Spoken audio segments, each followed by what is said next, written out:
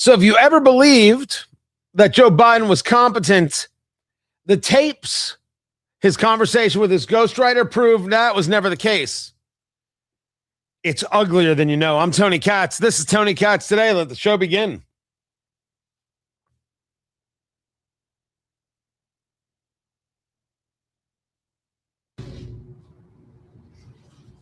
And then next thing I have here is this is classified. It's all it's goes with it. Now, you might have trouble hearing it. That's because it was a recorded conversation between before he was president, Joe Biden, and a ghostwriter. A book that was being written, Promise Me, Dad, that Joe Biden was writing in preparation for running for president, where he admitted he was sharing classified documents. Admits it. But it's much more than that, because within this conversation is the admission that he quite literally had no idea where he was at any one time. He did not know what was happening at any one time. He was not in his right mind. There's a reason that they ran him for president from the basement. And there is a media that allowed this. And they are going to go full on Jake Tapper. I'm shocked to know that this happened. You're the only ones. Tony Katz Today. A pleasure to be with you. Senator Todd Young scheduled to be with us in just a few minutes. Why can't we pass the dang SAVE Act already? Also, he was there at the funeral of Lindsey Graham. We'll also talk Iran and Iran's strategy. But these tapes, I mean, between what we've got on the despicable, disgusting Anthony Fauci, a lowlife of a human being, and what we have now on Joe Biden, I mean, this stuff is stunning. So this was early on in 2009. I just found all the classified stuff downstairs. All the classified stuff you found downstairs? Well, fantastic. That makes me feel safe. Hey, how many times was your sniffing son around the classified documents, and did he get any extra scratch for them? You know, give somebody some access, or maybe put something in the mail. Maybe go full Sandy Burger and throw things in the socks. Oh, that's beyond the pale. I can't assume that. Not only do I assume it, I'm 4 seconds away of making the accusation, but I'm not, because there are lawyers. Would I believe it? Oh, you better believe. You better believe that I would believe it.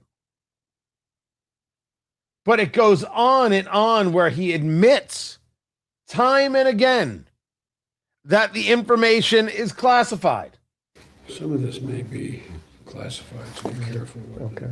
I'm not sure. It's not marked classified, but it might be classified. It's not marked classified. Who knows? Could be, could not be. Jail. When did he go to jail?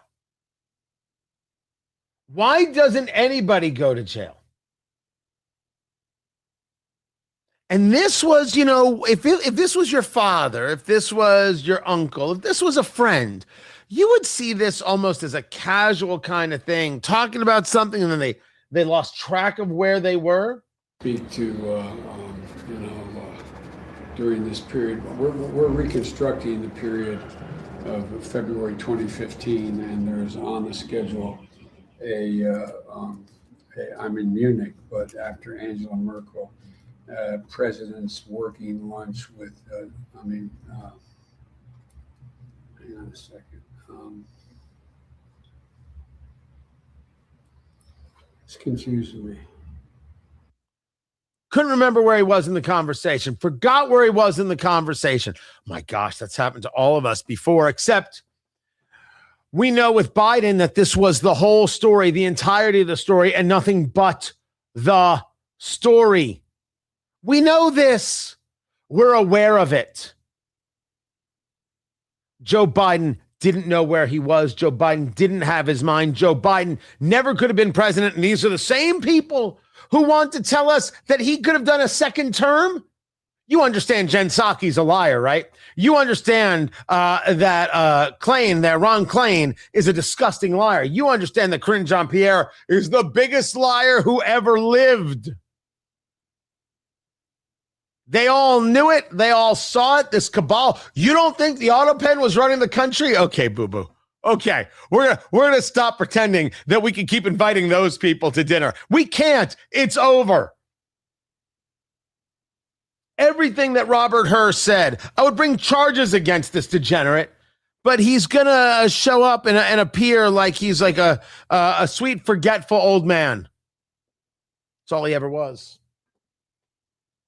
That's what age did to him. And hey, it doesn't do it to everybody, but it does do it to many. And I don't want to sit here and say that somehow that part is funny. No part of this, nothing about this is funny. This is completely and totally obscene. And we should call it obscene. What has happened here is despicable and reprehensible. What Joe Biden and his family and his handlers have done, unforgivable. And we should challenge every pardon because none of it was signed by a president in his right mind. We should dismiss them all. The legislation, dismiss it all. That guy, Joe Biden, was never aware that he was president. That's my take. I make that claim clear without any hesitation. He never knew where he was. That's obvious. And the people who ran the lie and abused the nation, and because of all the illegal immigration tried to suicide the nation, they have to be held to account. Someone has to go to jail. Which brings us back to a key question for Republicans. Why the hell can't we pass the SAVE Act? Senator Todd Young, scheduled to be with us in just mere moments. Keep it right here. I'm Tony Katz, and this is Tony Katz Today.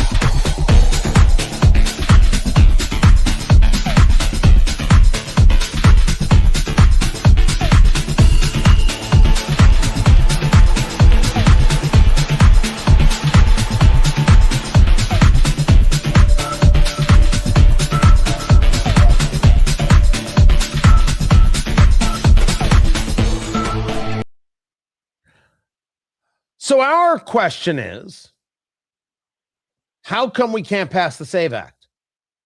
What is it that Senator Thune has against this? Now, I know you want to jump in, Senator Todd Young, but I'm not ready for you yet. I got to do a whole intro. I got to do this like a professional, sir.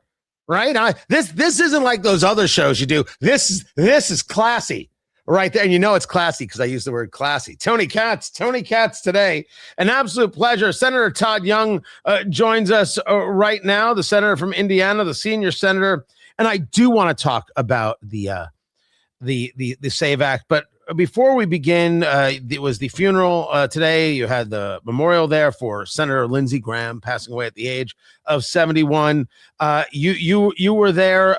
How was the mood? Mostly somber, or was it a little bit of celebration about a life? You know, it was somber, but even many of the speeches reflecting on his contribution to public service and his interesting life, they were sprinkled, of course, with some funny episodes, funny interactions that they had with Lindsay over the years, because I think that's what, candidly, most of us remember. They remember the human touch that he had. They remember how witty he was, how he'd oftentimes, interrupt what was otherwise a serious situation, even though he was a serious public servant, and provide some levity to the situation. He just had a great sense of humor. So there was a lot of that. And he actually cared about people. He was a sincere person, and that's the kind of thing you would hope people would reflect on, rather than the bills you got passed or all the rest. Though he could certainly claim a lot of accomplishments along those lines. So it was really meaningful, and I'm sure it meant a lot to the family to have so many of us there.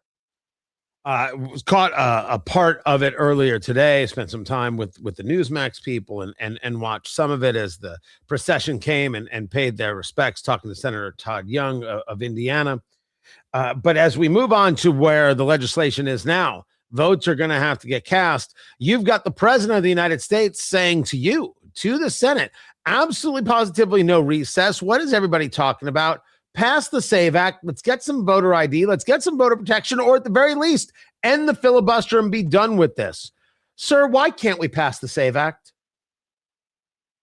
Well, this place can be maddening. It can be frustrating, especially on a priority that I care a lot about. And this is one of them, the SAVE Act. I know my constituents are wondering, hey, God, didn't we 2 decades ago in Indiana establish a voter ID law? And since then, we've expanded it to include coverage of proof of citizenship. And, it's worked.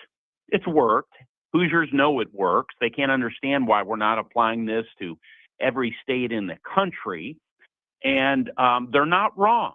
So what does the process look like up here? Well, the House has acted. The House has passed it. The Senate has voted a couple of times, and we're always falling just a few votes short. Along the way, Democrats, without exception in the United States Senate, there are no Democrats who vote yes for the SAVE Act. So my view is that in a state like Indiana in particular, this is bad news because the issue is so commonsensical. This is bad news for the Democratic Party.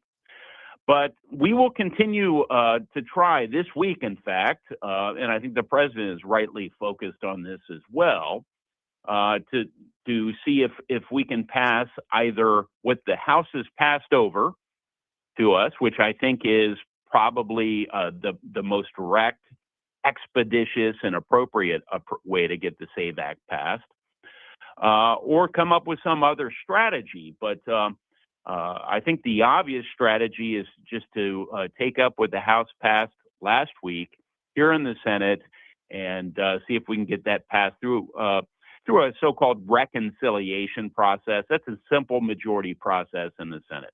And with that, we know that there are some Republicans opposed to the SAVE Act. I believe Lisa Murkowski is on that list. I believe that Tom Tillis is still on that list.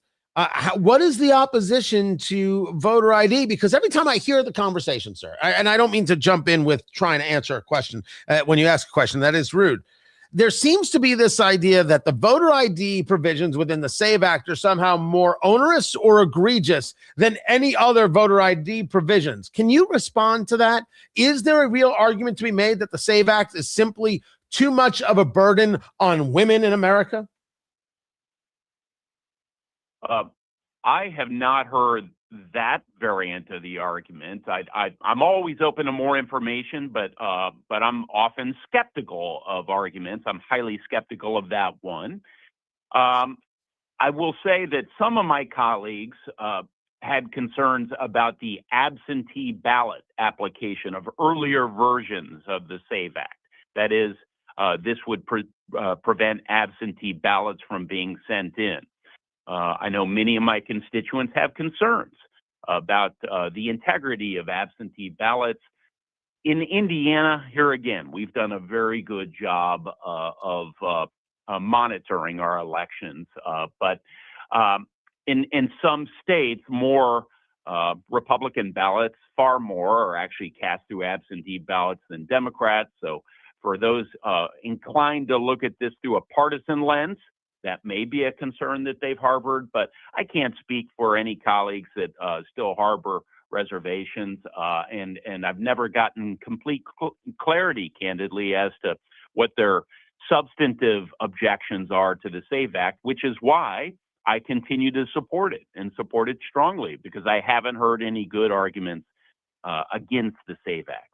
Talking to Senator Todd Young of Indiana in support of the SAVE Act.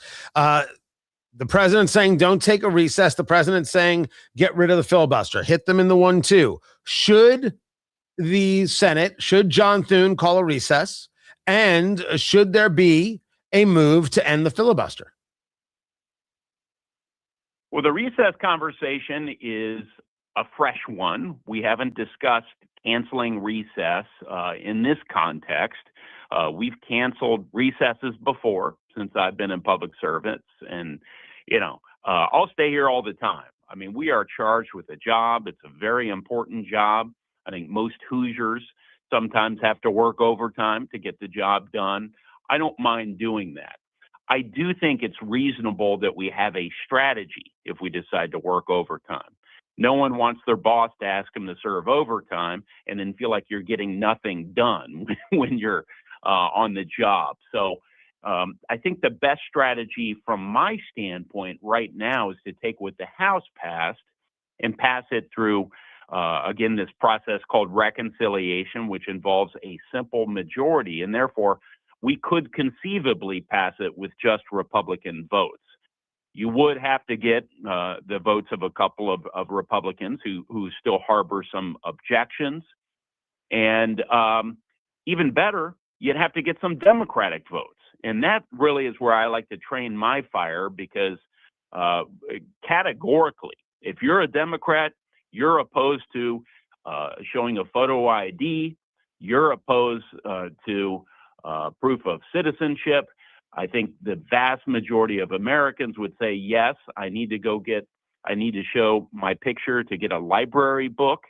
And they wonder why it is someone not from this country, not a citizen, can cast a vote in this country. So let's continue to make that argument and make the Democrats squirm across common sense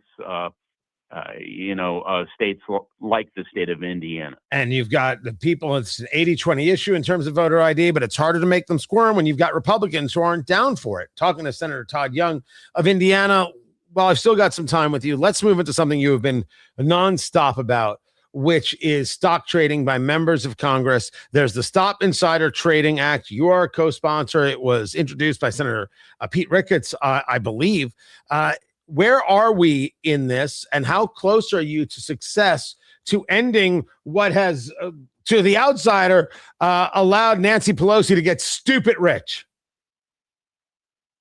We are making some important progress. In fact, the House recently passed the Stop Insider Trading Act. This is something, as you alluded to, that I've been fighting for quite some time.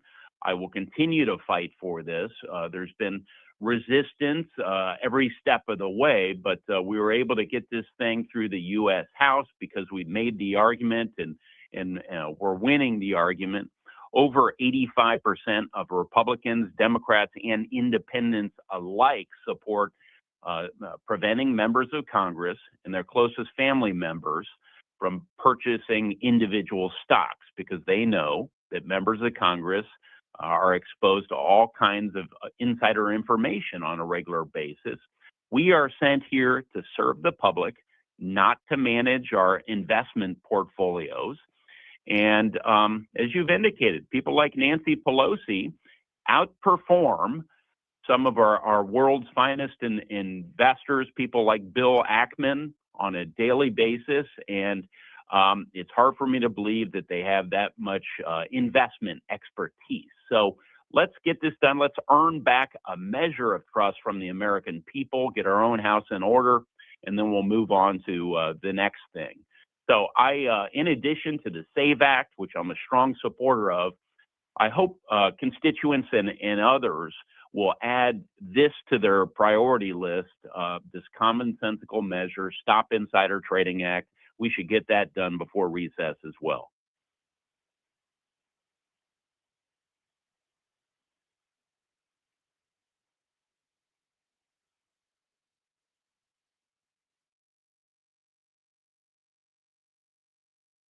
Oh, sorry about that, everybody. Senator Todd Young, right there. Can't thank you enough for being here, for being a part of the show right there. We will get into more conversations in the very, very near future. Senator Todd Young, I need the SAVE Act passed.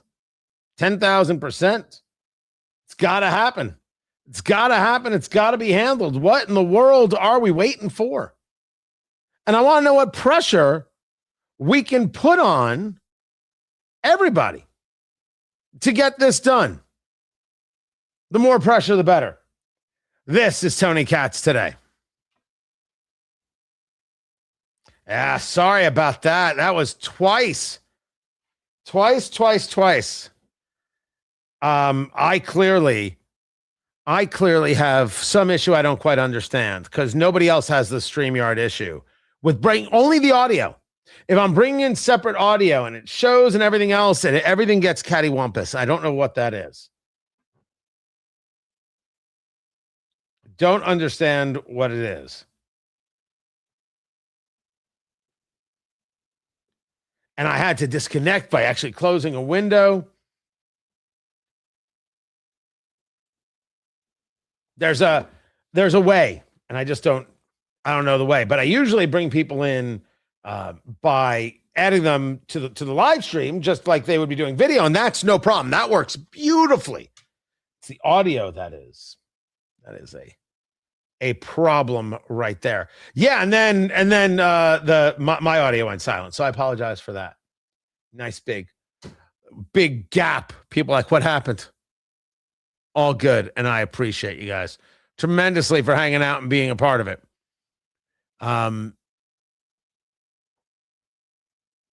What in the world is going on? You know, I'll give you a weird thing that's happening. First of all, Chris, I'll tell you, the technology is grand. It's just sometimes you don't know how to work it perfectly. It's like some people saying in the chat they have trouble finding the show. And so I've seen this myself, because if you go and you search for Tony Katz, if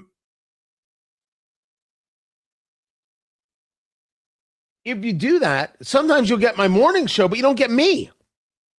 And I do not know how or why that is. And I don't know what I can do about it. It becomes very, very frustrating. Very, very much so. But there's a weird thing that is also happening. Like, there are times where I get frustrated by numbers and movement, right? You want to be able to get large scale audience, all these kinds of things. I get more emails than ever. I get more comments than ever. I have more people reaching out about brand things than ever. It's really interesting.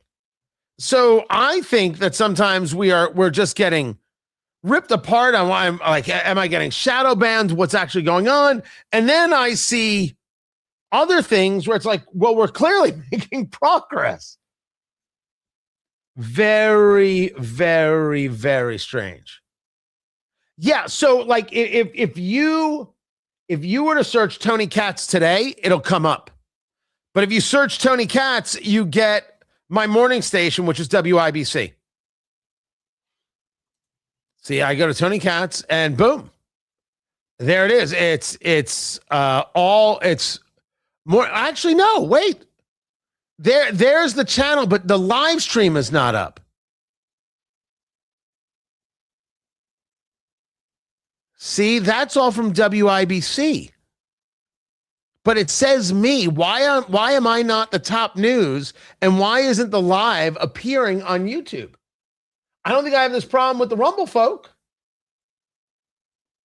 It's very weird. But if I go to Tony Katz, there it is. There it is right there. And then you've got both versions of it. Super weird. Very, very, very strange stuff. And if anybody knows how to make that work better, you're hired. I would hire producer Landon to do it, but that's just not going to happen.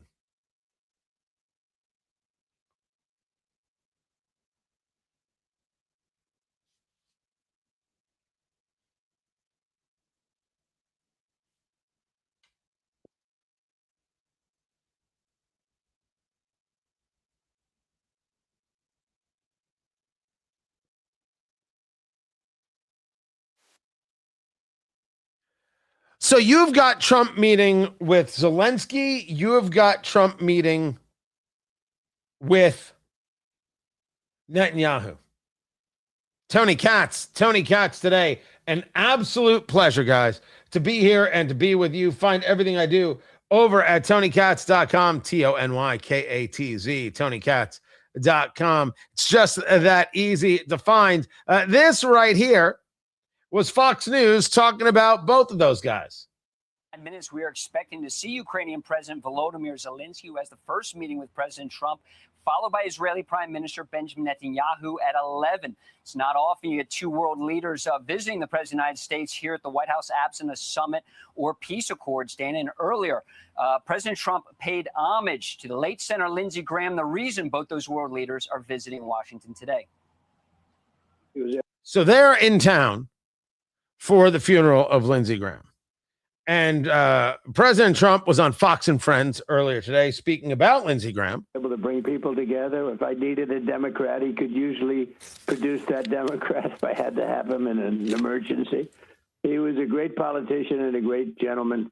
Now, on the subject of Zelensky and on the subject of Netanyahu, it is fascinating for many to take a look at how President Trump is now viewing Zelensky. It is frustrating, of course, to leftists and the ridiculous Tucker Carlson set that the president still talks to Netanyahu.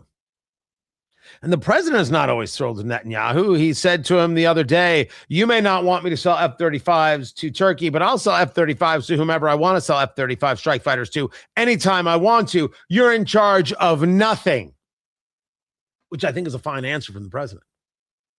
And now I don't want to sell F-35s to Turkey. They bought the Russian defense system, which doesn't work, by the way, which was billed at the time as the F-35 killer. And they were part of the manufacture of the F-35 strike fighter while they purchased this Russian defense system. Oh, no. Oh, hell no.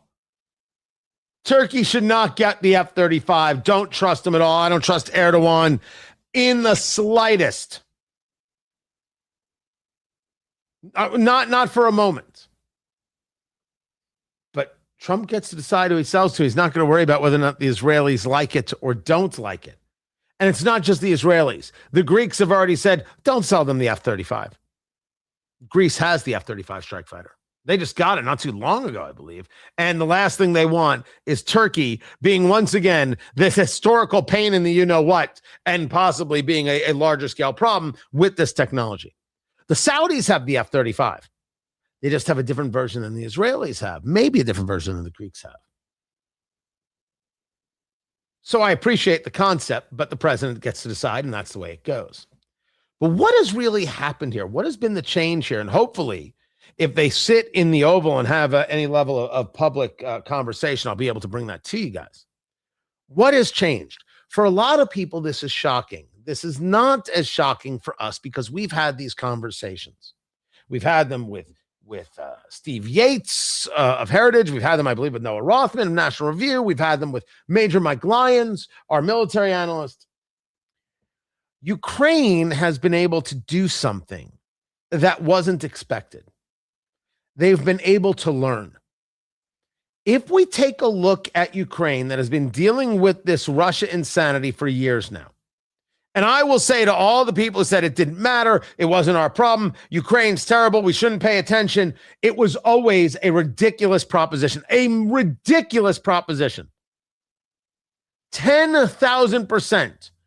A rational mind who believes in America first doesn't let Russia run over Ukraine to then be on the doorstep of NATO nations where we absolutely have to get involved militarily. You are going to put troops out there. You're going to put troops on the ground. Don't the Tucker Carlson set know this? It's embarrassing how little they fully understand about foreign policy. You are pot committed. You mean we talk NATO? We talk NATO. Well, you have to pay 2.5% of GDP. Now you got to pay 5% of GDP. You got to pay for your own defense. You can't be buying Russian natural gas. What's wrong with you? We've been pushing and pushing and pushing. And then because we aren't willing to thwart the Russian threat where it is, it becomes a threat on the doorstep of NATO. And we say, nah, never mind. You think that's coming? You don't think that's a problem? I think that's a pretty massive problem. Of course you deal with it now. I never said you had to put a boot on the ground, nor did I ever say there should be a no-fly zone. As a matter of fact, I opposed the no-fly zone from the beginning. Because the no-fly zone meant that if you now have Russian MiGs in the air and you have to have U.S. fighter pilots engaging with MiGs, you've just been drawn into a war. But provide you bullets and weapons? Hell yes. When Zelensky, who was never meant for this part of the world stage, he didn't run when Ukraine got invaded. He stayed. And it was seen as very respectable, and certainly by the Ukrainian people. And he approached everything in the following way.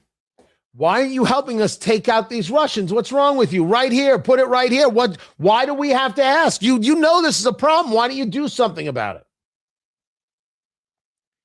The approach was always wrong. And then you watch the Israeli approach. The Israeli approach has always been, we will handle this because Western civilization and all our futures depend on it.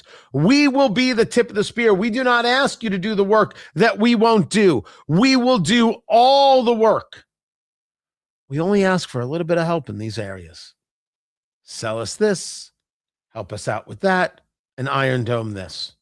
And we will be the tip of the spear in the fight for Western civilization because our causes are intertwined.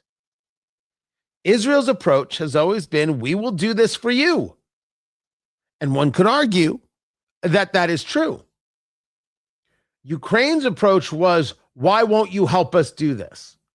And they came across as ungrateful. Even Joe Biden, with all of his mental confusion, would discuss the fact that you're just too hard to work with sometimes. You come across as outrageously ungrateful. I wonder whether or not the Oval Office dust-up showed him that, made him rethink everything and then some. And remember, on the Oval Office dust-up, Trump handled everything perfectly. It's J.D. Vance who did not handle it perfectly. And it's where I started engaging this concept that in the end, J.D. Vance, the vice president, is outrageously bright. He's not ready for prime time when it comes to the world stage and when it comes to foreign policy. He's not. I don't care that he's the vice president. He's not. Tony, you're just a radio host. You know better? Absolutely, I do 1,000%. That's my take, and I go about proving it every single day.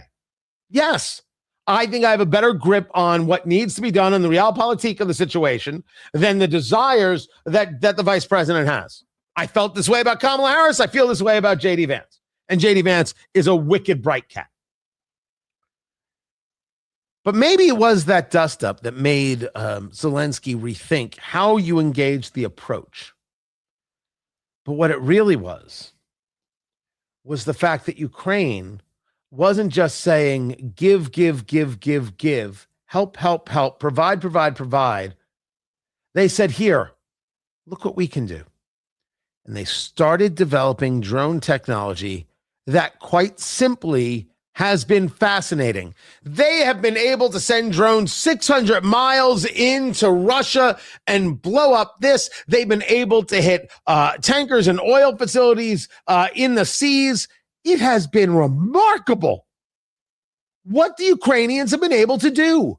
Under some very brutal conditions and under constant attack by the air, they have been able to develop drone technology that is simply flabbergasting. We took notice. And when I say we, I mean Donald Trump. Trump took notice and said, well, that's pretty impressive. They're actually doing something for themselves. Look at that technology. That works. Well, if they're not just going to be takers, they're actually going to do something. And we could use that something, because if they've got that something, we could then buy that something or work out some other kind of deal. And then we could use that. We've got $4 million a Patriot. Isn't it better? We're spending $82,000, whatever it is, a drone. That's a way better ROI. Let's use that. Let's do that. Hey, Vladimir, how are the kids? That's what led to some of the deals. And the deals about drones and the creation of drones and the building of drones and the deal about allowing Patriot systems to be built in Ukraine. We knew this from the beginning because we've always been very honest about the conversation. We knew immediately that that was a security guarantee. Remember how Ukraine was constantly asking for security guarantees and wanted security guarantees? Basically, they wanted American troops on the ground.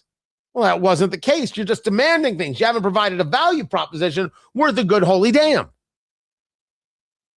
And then we heard about the deal for rare earths. And what we said is, well, if there's a deal for rare earths and you're going to have U.S. companies in Ukraine for rare earths, well, then that's security guarantees. It's right there. It's easy to understand. But the rare earths thing never got off the ground. I mean, maybe it is happening in places, just it hasn't been talked about. Certainly haven't seen any recent reporting on it. Okay. All right, it was a talk, it was an idea, but that didn't come to fruition. Maybe it'll come to fruition later.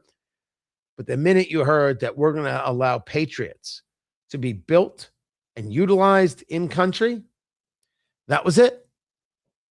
We're going to start building drones with them, security guarantees. It had to be the thing Vladimir Putin hated to hear the most.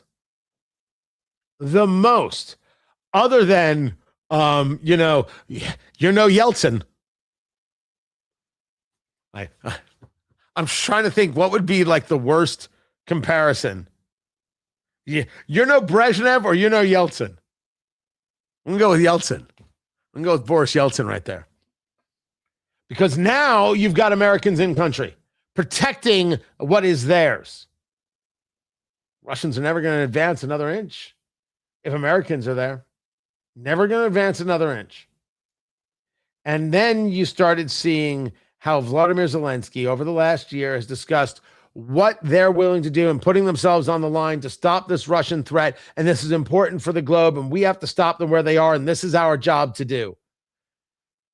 Zelensky not only showed a value, but learned from Netanyahu how to engage the larger community, starting with the United States. So what do I think of this meeting today? I look forward to being able to bring some of it to you if they share it. But the dynamic has changed. And Vladimir Putin and his supporters, like, is Tucker a supporter? No, just of the supermarkets. Got it. They come out on the losing end. I'm Tony Katz. This is Tony Katz Today.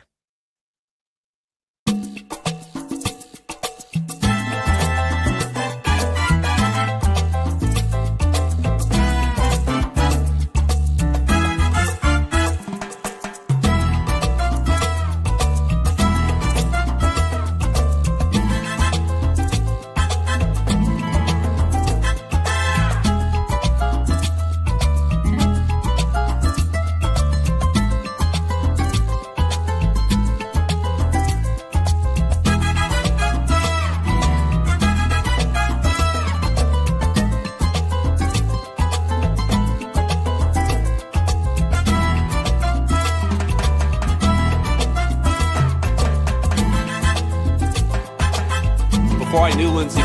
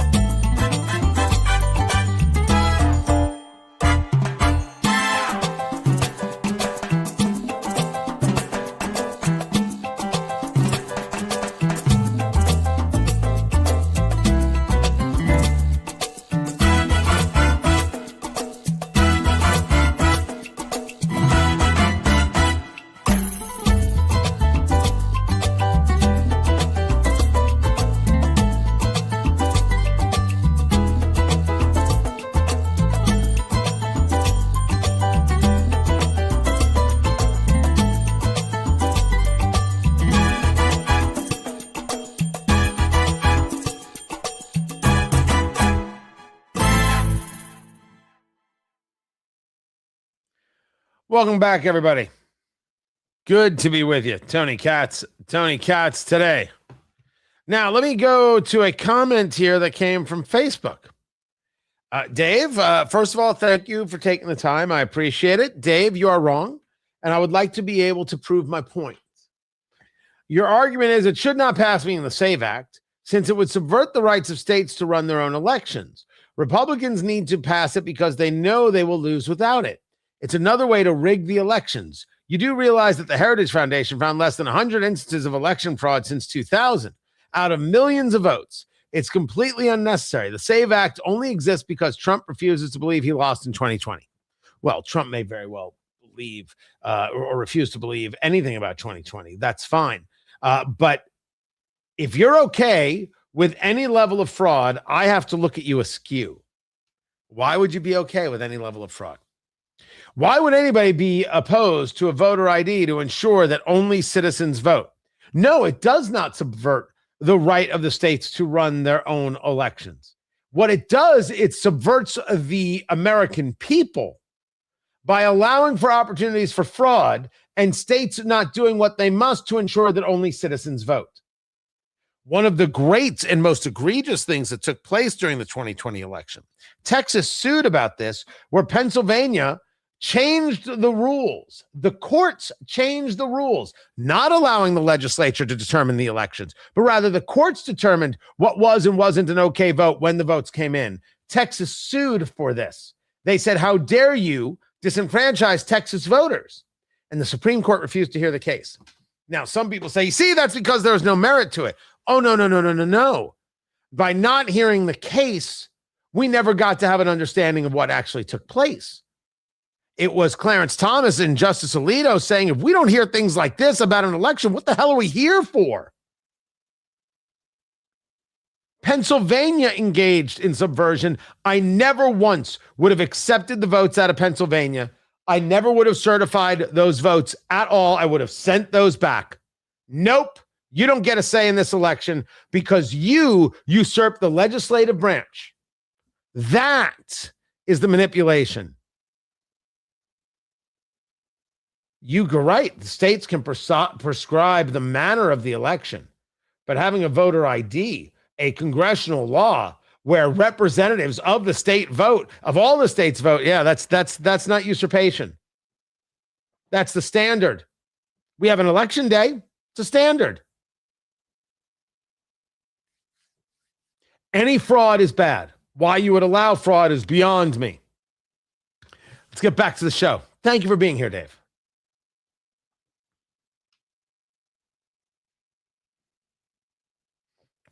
Before I knew Lindsey, one of the most enduring parts of his legacy is I do believe that Justice Kavanaugh would not be on the Supreme Court were it not for his fierce advocacy during a critical moment. Remember that Senate confirmation hearing where Lindsey, and by the way, he got criticism from the Republican side of the aisle for this. He would always vote for qualified Democrat judicial nominations. He came to the judicial nomination process in a spirit of bipartisanship. Again, he was criticized sometimes from our side of the aisle for that. But what he saw happening to Kavanaugh was not a policy disagreement. It was character assassination.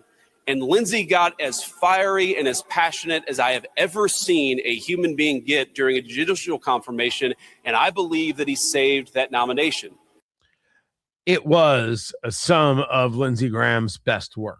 Tony Katz today. The funeral for Lindsey Graham today. They had the memorial service there at the Capitol. That's where the Vice President, J.D. Vance, spoke. There will be a funeral later today at the National Cathedral. President Trump will be in attendance, along with the Prime Minister of Israel, Benjamin Netanyahu, the President of Ukraine, Volodymyr Zelensky, and a host of others. And yes, if you go and you look, you'll see plenty of people who hated Lindsey Graham, thought he was terrible, warmonger, this, that, the other, and that's just Marjorie Taylor Greene. If you are concerned about what people are going to say about you when you pass, I don't think you're doing it right. I make no concerns about what they are going to say about me at the time of my passing. My wife, my kids, at that, I'm full stop. That's it. Listen, I love you. I love doing this show.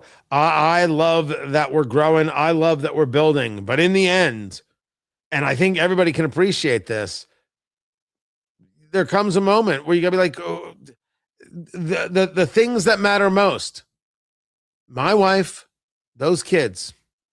After that, I'm done. So let them say what they're going to say. It's inconsequential.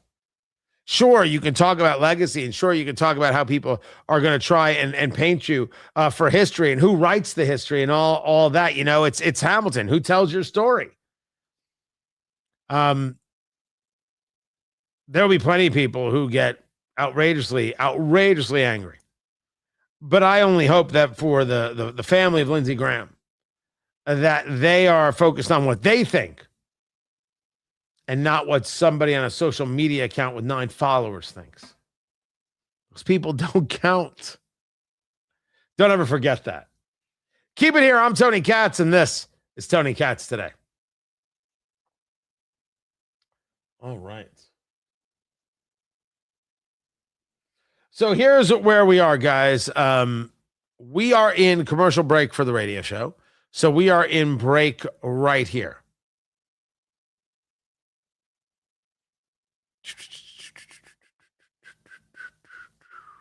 Good. So what we're going to do is take the break. Everybody just be cool. Be cool, honey bunny. We will get back to the show in a little bit. Got a lot more to get to. Got 3 more things. And if Trump does speak to Netanyahu or Zelensky, which is possible, I don't know if it's going to happen. I will bring that to you. I'll bring it all to you immediately, if not sooner. So hang loose, kick back, relax, and we will be right back in a little bit. Good stuff, everybody. Good stuff.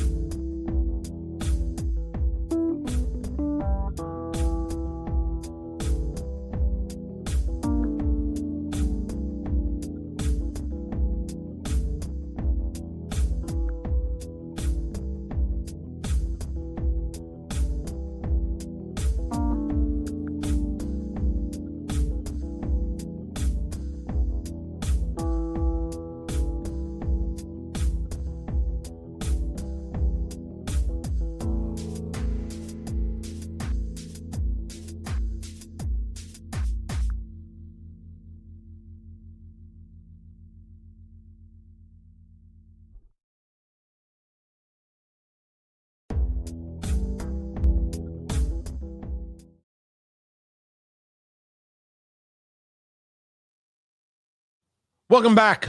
I'm Tony Katz. The show is Tony Katz today. I did some of the Fauci stuff yesterday, but I don't think we're done by any stretch. This disgusting, despicable lowlife of a human being. Lowlife. I can also apply that to Mamdani. Oh, there's still plenty on him to discuss.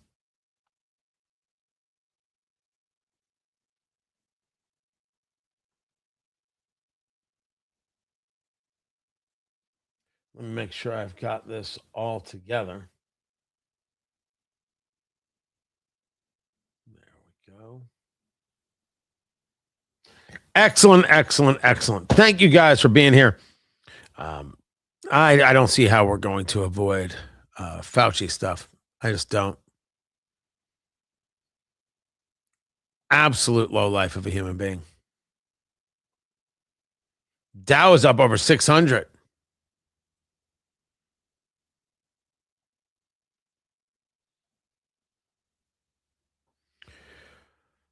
So now we know what we already knew. There is no bigger lowlife than Anthony Fauci. And that's saying something. Because we got some real terrible people out there. But who else let Grandpa die alone? Tony Katz today, an absolute pleasure. Somebody had posted a photo. If I can find it, I'll share it. Where it was, here it is. Here, I had never seen this before. This was in a window from a hospital, and it's hospital workers dressed up in the gear, right? The protective gear, and they've got the mask on, then they've got the shield on, and then they're draped, and then they're in gloves. And on the window, they have two signs, and it says, "He is at peace, and we are so sorry."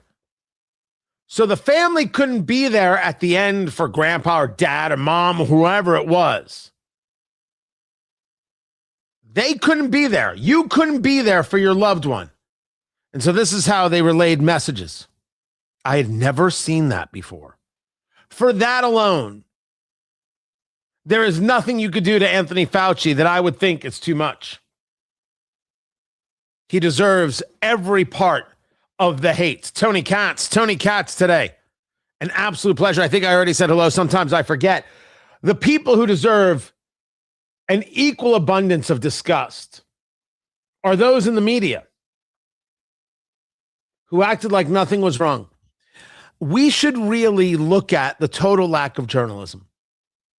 The lack of journalism during COVID, the lack of journalism during Biden. Exactly how much bad journalism, non-journalism is going to take place until we realize that none of these people can be trusted. On CNN yesterday, one of the participants there on Abby Phillips' show brought up Anthony Fauci. And Abby Phillip and the two Democrats on the panel like, "Oh, we're not talking about, oh my gosh, oh, how dare you." They moved right by it. Nope, we're not talking about that. Well, we are. Because CNN and MSNBC are freaking guilty. Now, they're not guilty of saying, here's what the experts are saying, the same people that Trump had up on the stage. They're not guilty of that. They're guilty of not saying, hey, the data is not comporting with some of these other stories. So to take a walk back in time, I'll take it from my point of view. I was doing the show from my home, right? I'd gone to CPAC, the Conservative Political Action Conference in D.C. Trump is president. Mike Pence is vice president. One person, we had gotten back, one person had COVID, and my station said people didn't know anything. There was a lot of concern, a lot of fear. Remember the moment in time, try not to get too angry about it. And they said, hey, why don't you do the show from home this week? Now, that was in I don't know if that was February or March of 2020. All I know is I never went back to the station. I've been doing the show from home ever since. And for me, greatest thing in the world. Oh, a pleasure. A pleasure. Because when I work from home, everybody knows if I'm working or not. Right? It's binary. I'm either talking or I'm not. And yes, I'm wearing pants. I always wear pants. I don't understand these people who do radio or TV and they don't wear pants and they don't get dressed. I don't understand how. Don't ask me about the tubing. I can't figure that one out at all. One person had COVID and everybody lost their minds for a little bit. And certainly when there was the conversation, you'll remember well, of 15 days to stop the spread, it was really in our conversations, I remember them clearly, 15 days to flatten the curve. The conversation had been about, we are overwhelming the hospitals. They can't keep up. And there was a serious issue. So how could we flatten the curve, this rise in the amount of cases in COVID? Could everybody just rein it in for 2 weeks? Now, I don't believe that government ever has the right to keep you in your home. We're searching for somebody in the neighborhood. You have to stay indoors. I could go anywhere I want. Screw you. You know those people in Minnesota, law enforcement, you were standing on your porch and they said, it's COVID. You have to be inside. And they were like, I don't have to be inside. So they shot like beanbags and other things at these citizens. Every one of those cops should be in jail today. To hell with all of them. But first they had sold the story. They explained to America what they were trying to do. I could accept the idea that we could all engage this together and all help out together. Well, of course, that didn't do anything. Okay, I can accept the fact that you tried something and it didn't work. People didn't know what we were dealing with. The problem is we saw data happening while we were told something else. I can remember about 2 months in, I turned to my program director for my morning station. Yes, that was Tim Walz's Minnesota. That's correct. That shot at people saying, you have to get in your house. I went to my program director. I went to my executive producer. And I said, these are the numbers that they keep telling me. They keep pushing these numbers. The numbers of infected, the number of dead, number infected, number of dead. These numbers are not accurate. This was about 2 months. 2 months in. And you started realizing that they were putting everything, every death, everywhere to COVID. You remember this. You lived through this. A lot of people, they never once said they're applying it, they're attributing it to COVID, but they're not answering the question about other things. Did they already have some other issue that COVID exacerbated? When we talk about George Floyd, it was not the knee on the neck that killed George Floyd, although I don't approve of the knee on the neck. I don't approve of any of the tactics that the police took that day. George Floyd died because George Floyd was a drug user and George Floyd killed himself. A lot of these people had an underlying health condition or a prominent health condition, and COVID put them over. So we take a look at these numbers. It's not COVID killing people. It's what they already had, and COVID speeding it along, adding to it. It was just the wrong way to approach the numbers. And it was easy to see, at least from our view, that people were engaging in the fear mongering. And for me, on a personal level, the thing that became so disgusting was that here is something that we all are dealing with. We can all fix. We can get through this together. And people decided, let's make it political. I said, this is the greatest scumbaggery in the world. This is just gross and obscene.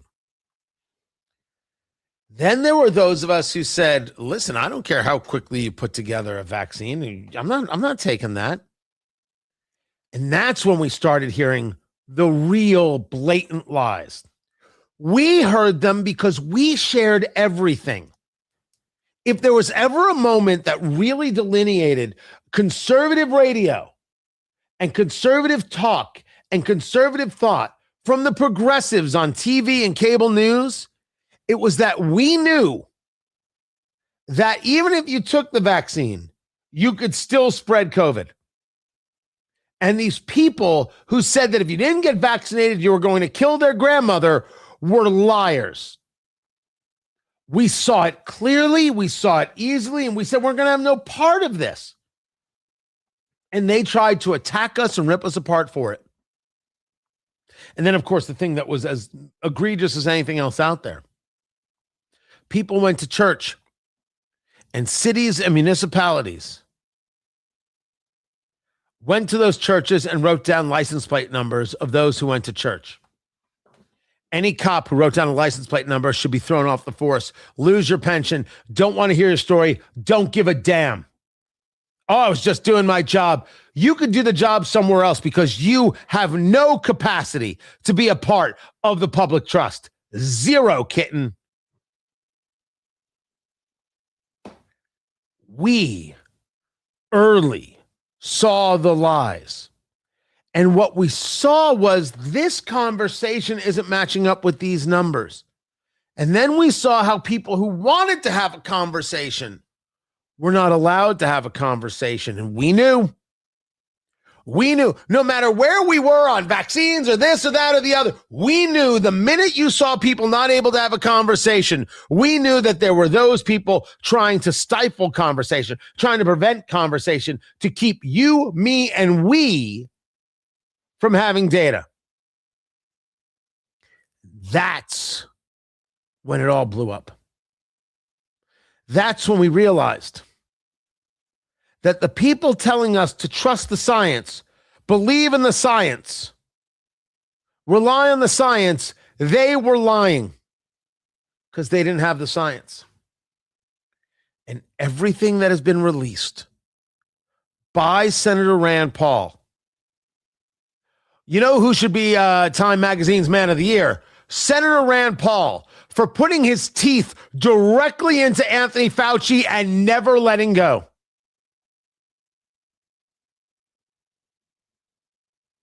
Yo, a mask won't help you. Oh, no, wait. A mask is exactly what you need.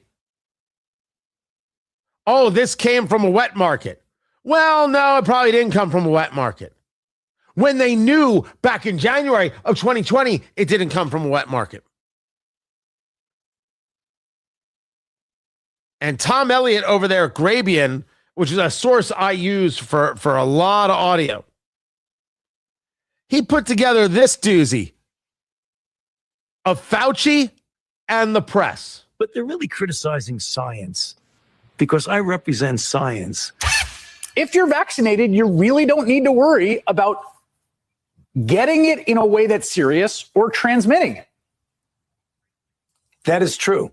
That is correct, Chris. It'll either protect you completely against infection, and the chances are very likely that you'll not be able to transmit it to other people. The risk is extremely low of transmitting it to anybody else. Full stop. Vaccinated people are clearly capable of transmitting the infection. When you're in the middle of an outbreak, wearing a mask might make people feel a little bit better. If people are not wearing masks, then maybe we should be mandating it. I often myself wear 2 masks. And I'm quoting you. That was Fauci over a timeline. No mask to absolutely wear a mask to where I wear 2 masks. All the while, by the way, loving how much TV he was on, loving being in the spotlight, writing about how other people were upset that he was getting so much attention. And while he was quite literally whoring himself out because he wanted to be popular and loved, Grandma died alone. Now, at the population level, masks work at the margins, maybe 10%. To hear that they only work at the margins, maybe 10% would make a lot of people ask, okay, then why was I wearing a mask? You're really attacking not only Dr. Anthony Fauci, you're attacking science when you say that this is going to go away tomorrow like magic, when you know that there's no chance it's going to just disappear. We hope this just goes away, burns itself out. So my question is, why weren't you straight with the American people about this to begin with? So the bottom line is, it's a guesstimate. I gave a range. It seemed in that quote to suggest that you were basing your recommendation on polling and what people could accept. Is that not what you meant? No, I mean, it's a bit of that. We're seeing all of these. And then, of course, on the closing of schools, he made the claim that he never suggested closing schools, but we have his diary entries where he spoke to Bill de Blasio, the New York mayor, about closing schools, and Bill de Blasio said, I'll follow your recommendations, and he recommended to the chief of staff of Governor Gavin Newsom, California, that they close the schools. We saw the lies, and now we know that they were lies because we have the information. Yet media never questioned a damn thing. CNN and MSNBC, now MS Now, and the New York Times and the Washington Post and all the rest. Oh, they couldn't question. Twitter wouldn't let you question. Remember, that's why we have Elon Musk owning Twitter, now X, because Twitter wouldn't let you talk. The media, like the science, demands our fealty. But they don't do any work. They're not journalists. You know who the journalists were? You and I, because we were noticing that the figures that were being put out was not matching reality told on the ground. We saw that there was a disconnect, and we asked, what is this all about? And people wanted to talk about the disconnect, and they were told they couldn't. And that's when we knew that this was a fix, that this was a con. Not the idea of COVID, not the idea that people didn't die from COVID, not the idea that there weren't complications, but that this whole we should lock down society was a fraud. Well, Anthony Fauci led the fraud. And the media, they followed. They didn't journalism. They didn't ask questions. They didn't look anywhere. They just said whatever we have to say. And then they had dinner with the fraudsters. You cannot hate the media enough. And if you want to punish them, you only do it in two ways. Stop watching and stop buying from their sponsors, and you do it now. Sorry, CNN sponsors, you're not good enough. Can't have you. You can't support this stuff anymore. Can't support the MS Now sponsor. No, no, no, no, no. It's the only two ways to handle this. It's the only way they're going to learn. Keep it here. It's Tony Katz today.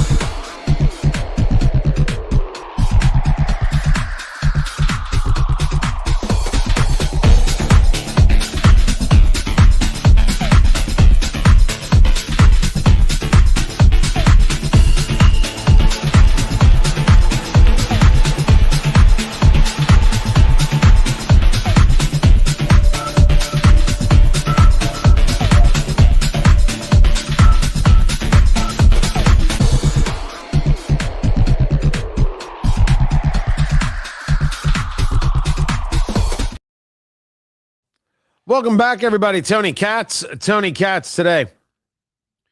Good to be here. Thank you guys for being here. Don't forget to hit like and subscribe and do all the things.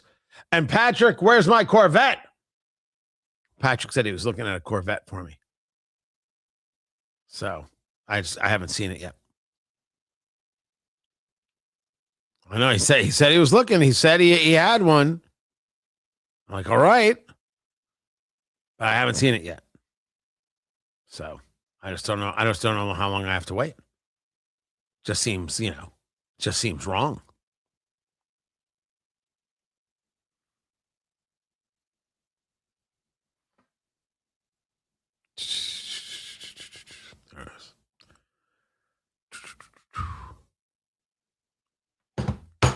All right. Ilhan Omar, you fraudster.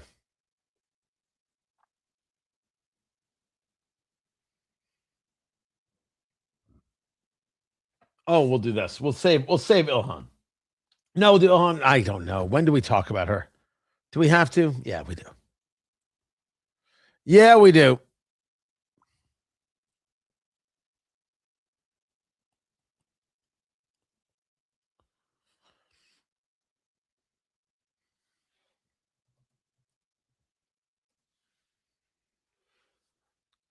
So a newly uncovered Biden White House memo showed that they wanted to expand temporary protected status to another 3 million non-citizens. Right? TPS, temporary protected status.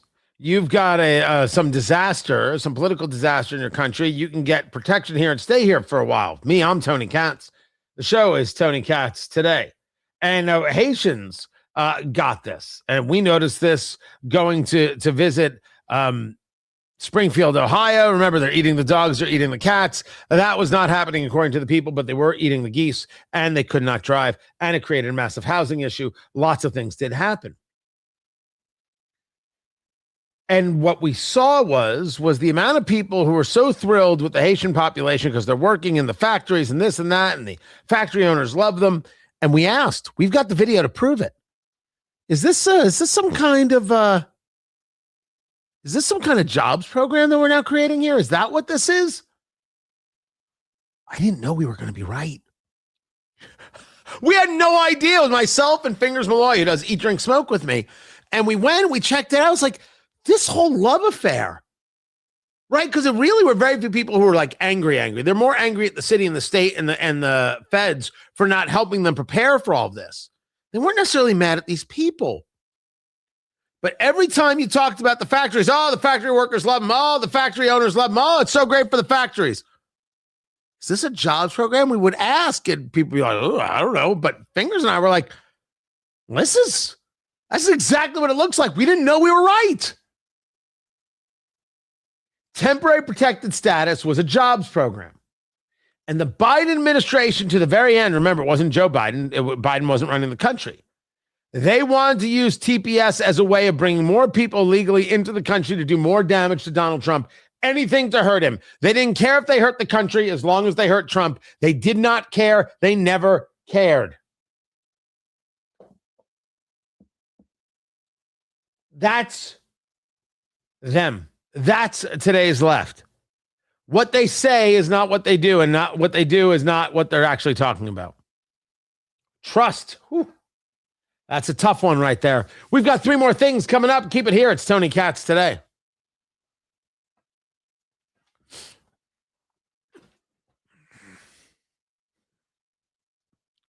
I have no problem sending the Haitians our geese. The ducks can stay.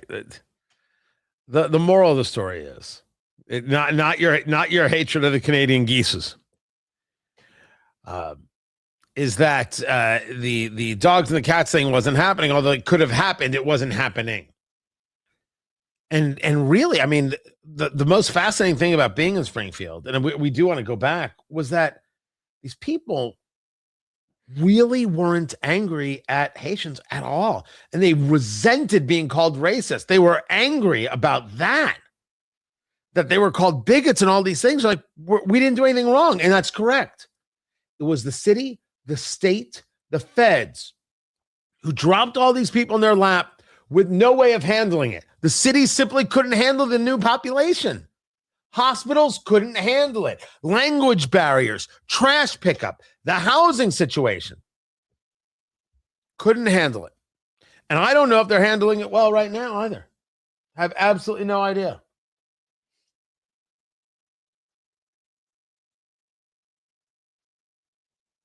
All right, let me get to that there, and let me get to this right here. And we've got that.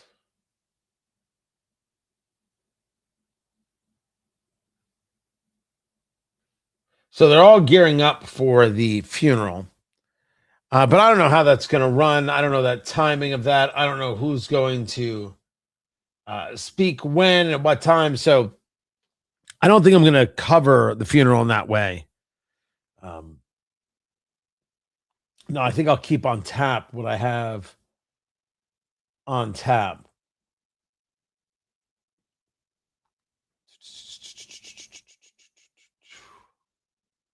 There we go. And then a silly question, but sometimes silly questions are worthwhile.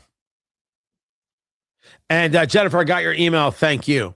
So Jennifer was saying that she has a hard time finding the show.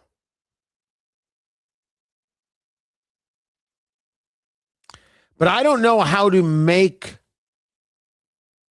this happen. Like, I scheduled the live stream today. Did that make it easier to find? I scheduled it like an hour before it started. Does that make it easier? Or do I have to schedule it every day? Like, do I have to schedule tomorrow's now? Is that what I do?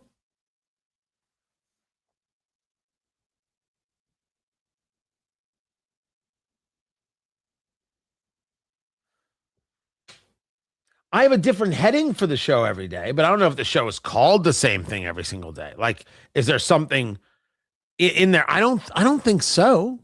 I really don't think so. Like, if I go and look,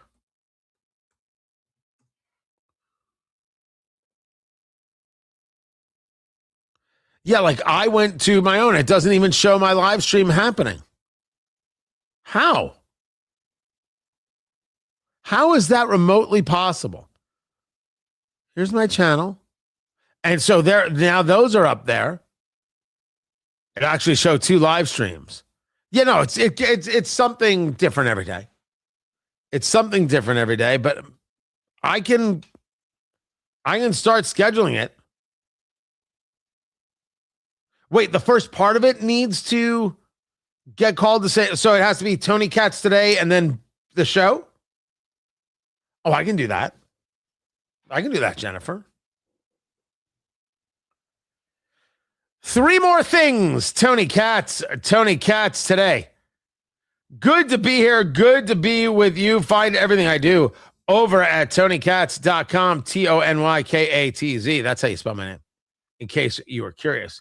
TonyKatz.com. What are 3 more things? Well, these are things that should be front page news, but because of all the news on the front page, it doesn't make the front page. Of course, we have the funeral today going on at the National Cathedral of the late Senator Lindsey Graham. His body lied in state.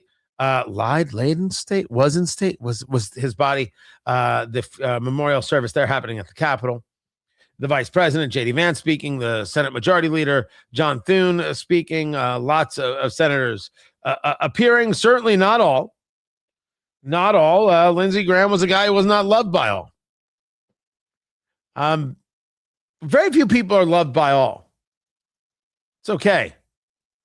Right? Not all of us are Betty White. And I'm sure she had some detractor out there. Somewhere out there, Betty White dies at the age of 99.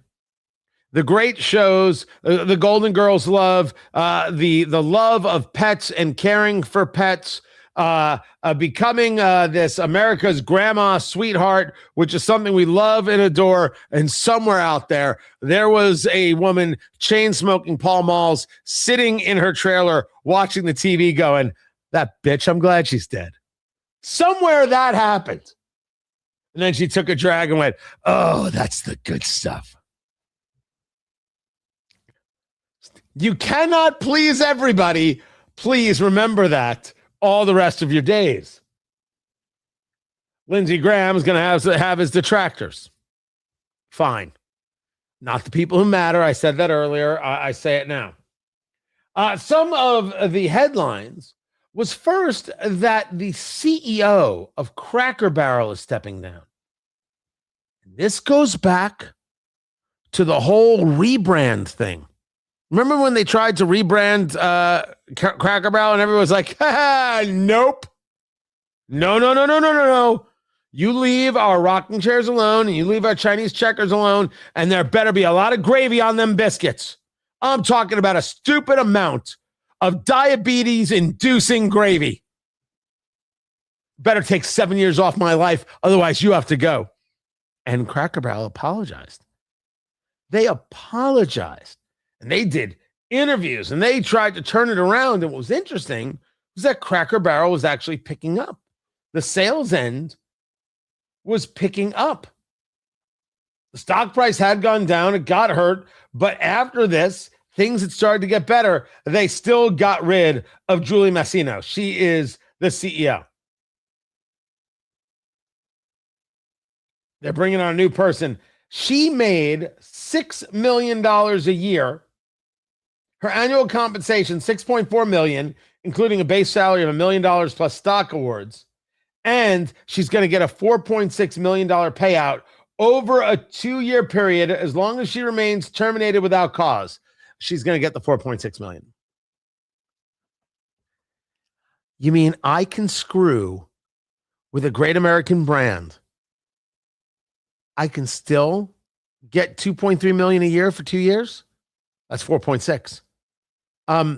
Where do I sign?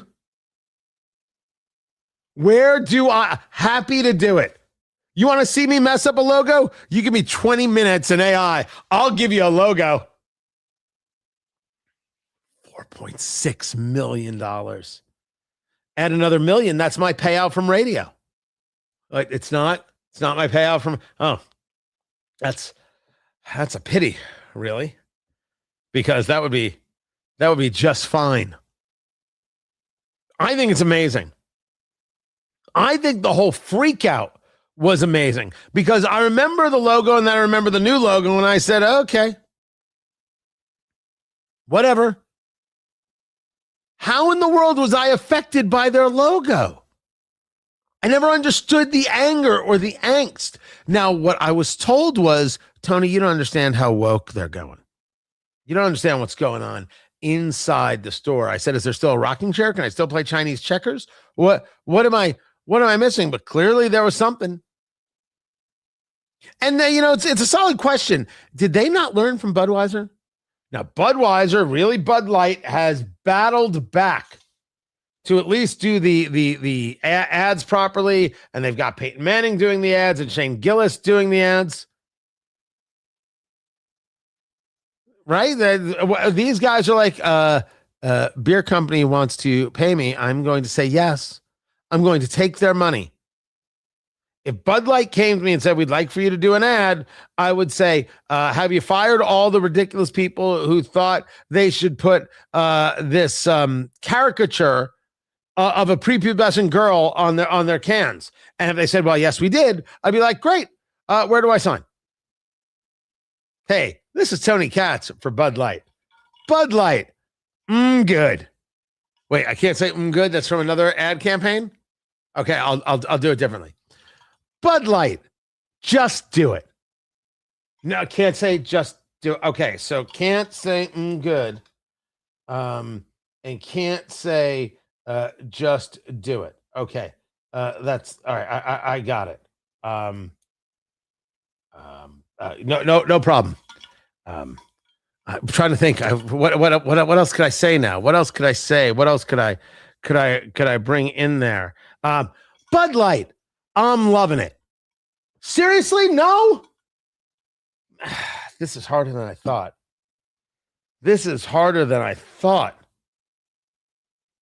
For sure. I'll figure it out later. I can do this. I know I can do this. 100%. I haven't gotten that offer yet, but she is out the door.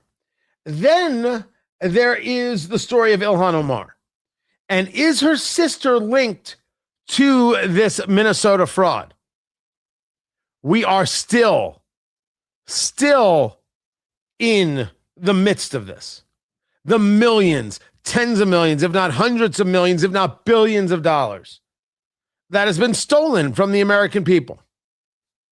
Stolen through the fraud and Medicare, Medicaid, autism centers, all of it, hospice, all across the country, all 50 states. You know it and I know it.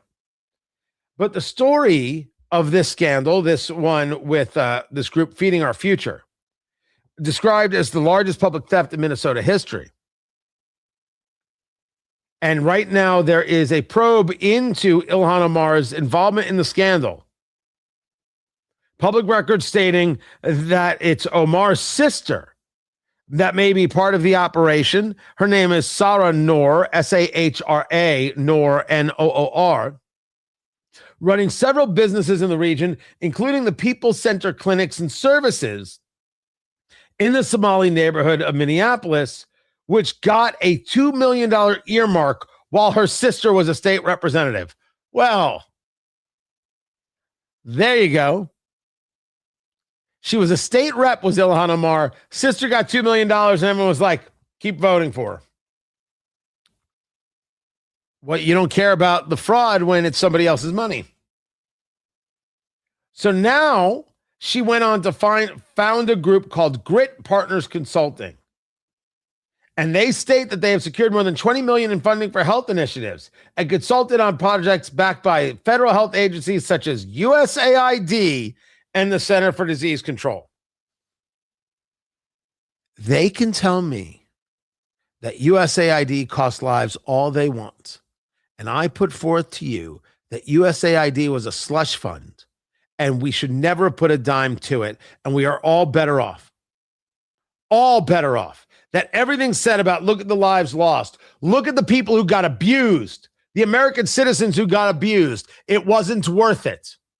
It wasn't worth it. It was a slush fund. It was used to prop up those who are fellow travelers on the taxpayer dime. I'm thrilled that it's gone. I want Doge to come back and I want more cuts. Did we get rid of AmFAR? Of course not. Do we still support a whole bunch of causes? You bet we do. Did it have to come through USAID? Absolutely not. And I'll say it again for the people in the cheap seats. I do not know if correlation is causation. But the idea that we don't fund USAID, we haven't seen any riots recently, that's just amazing. I love that conspiracy theory. It is awesome, I tell you. Awesome. Fantastic. I have no idea if there's any correlation whatsoever. I just love that people talk about it. Oh, as for Ilhan Omar's sister, I don't know what's true here and not. I would immediately be investigating for sure. But considering I'm one of the people who absolutely believes that Ilhan Omar married her brother to allow him to stay in the country, absolutely. I believe that this is possible, if not probable, innocent until proven guilty, and let's go investigate. And then, according to a story, 2025 study published at the Journal of the American Dental Association, 73% of adults report some level of dental fear. They're afraid of seeing the dentist. Producer Landon, are you afraid of seeing the dentist? You don't like going, but you're not afraid. Okay. I will tell you a true story. First, not afraid. Second of all, don't care about going. When I am getting a cleaning, Tanya, how are you? When I that is my hygienist. I fall asleep. If I'm getting a haircut, I absolutely fall asleep. It is relaxing. If teeth cleaning of the toothies, I fall asleep in the chair while they are in my mouth cleaning. Have you ever done that, Landon? Yeah. I'm just out like a light. Gone.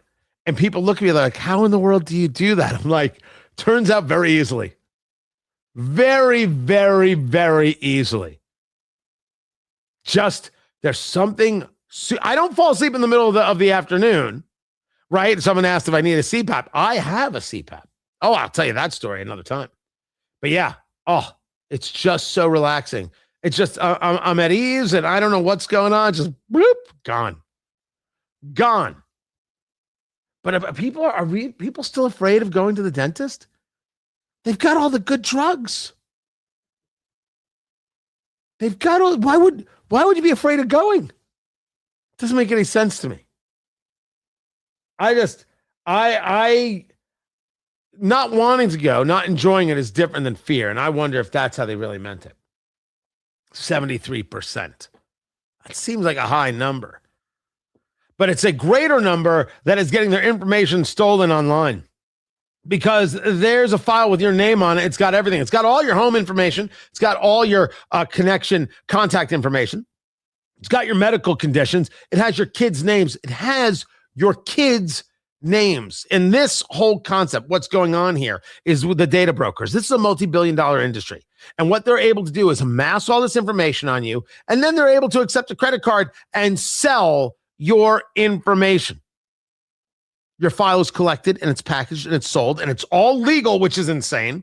Every scam, every phishing text, you know those texts where people like saying things are like, how do they know that about me? How do they know that about my family? Yeah, someone paid for your file. This costs American taxpayers $20 billion plus each and every year because the scammers, not lucky. They're getting prepared. You can do something about this. You can protect yourself. Do what I did. Use Incogni, INCOGNI, Incogni.com. They are the ones who go broker by broker and they force each one to delete your file. You know those opt-out forms that they bury and you can never find them? Incogni finds those. And when your data tries to creep back, boom, there's Incogni to wipe it again. Go to Incogni.com/cats. That's the website. INCOGNI, Incogni.com/cats right now for 60% off. That's Incogni.com/cats. Get your 60% off with promo code CATS. Take your private life off the market. Incogni.com. Keep it here. This is Tony Katz Today.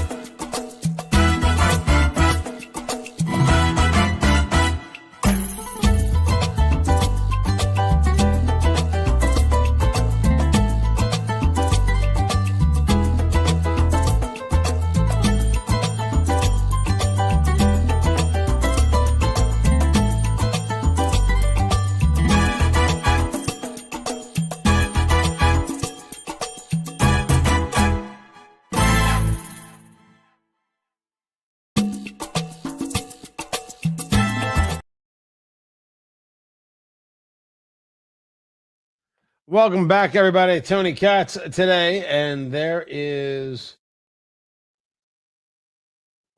Come on. So this is the view inside the National Cathedral. Close to Trump. One of the things he said to me was, that look at John. is Look at John. I mean, the guard outside that will bring on the left, held him bringing the prisoner remains for 5.5 years in Vietnam. Well, Lindsey Graham, and on the right, you have the cabinet that is already seated. Something done. You have so all of a sudden, up front, and Hegseth and Rubio behind, and from there, there's Doug Burgum and a host of others. Justice Kavanaugh is on the end there behind him. John Ratcliffe, and behind him, the Prime Minister of Israel. Let's pause Benjamin and watch Netanyahu. this transfer.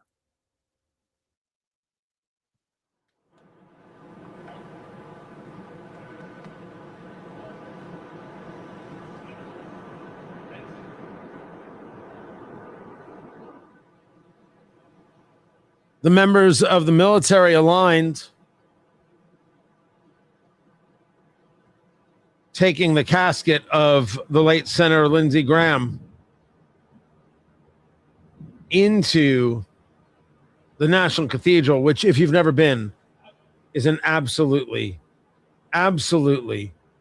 beautiful, beautiful building. Tony Katz today. This the funeral for the senator. You have a who's who of Washington that is inside. The full cabinet is there. Justice Brett Kavanaugh is in attendance behind him. The CIA director earlier, I thought it was the DNI. The CIA director, John Ratcliffe, behind him is the Prime Minister of Israel, Benjamin Netanyahu. All there in attendance for the funeral of Lindsey Graham. A fair amount of pomp and circumstance for the senator here. No, it is not what every senator will receive on their death. And I don't think there's anything wrong with anybody saying, I like this or I didn't like that. I say it. It's absolutely fine. Absolutely fine. But the funeral will take place, and, well, back to work, everyone's going to have to go. And the president moving forward on saying, we not only have to pass the SAVE Act, but we shouldn't even be taking the recess. I favor this on every level. No recess. Do the work. That's what's necessary. And the SAVE Act must be passed. A lot more show to get to. Find everything at TonyKatz.com. This is Tony Katz today.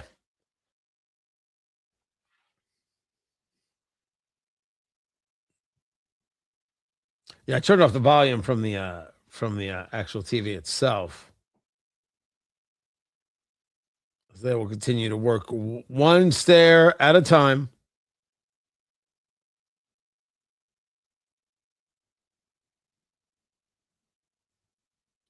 Somebody dropped something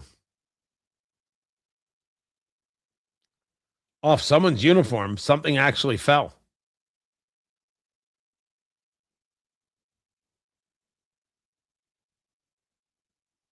No, they're not stopping. They're not going to stop and say, okay, who dropped this? That's not going to happen. So here's what we've got, guys. The show continues at WIBC.com. So you definitely want to check that out right there. I will start taking your advice, and I'll put Tony Katz today, or I'll put Tony Katz, and then I'll do the name of that new show, and I'll start scheduling them early. Do I have to schedule them the day before, or can I schedule them that morning? Which one? Which one do I do? You tell me, and I'll get that done.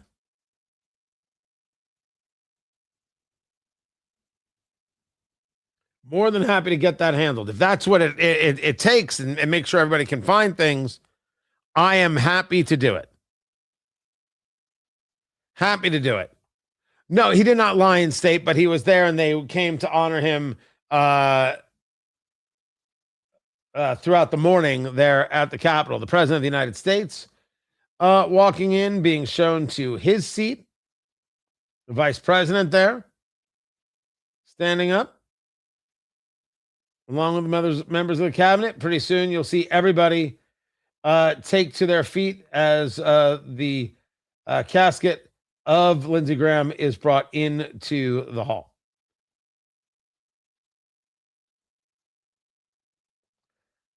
Eric Trump, Laura Trump, Steve Witkoff right there. Mike Pence in the back there. To an extent, a little surprised to see it. There's Susie Wiles there on the right. Anybody else see that? Mike Pence in the back. Not that I'm surprised to see him at the funeral. I could absolutely understand that. I'm surprised to see him in this part of the delegation. I don't know. Maybe there's a protocol to these things. Former vice president.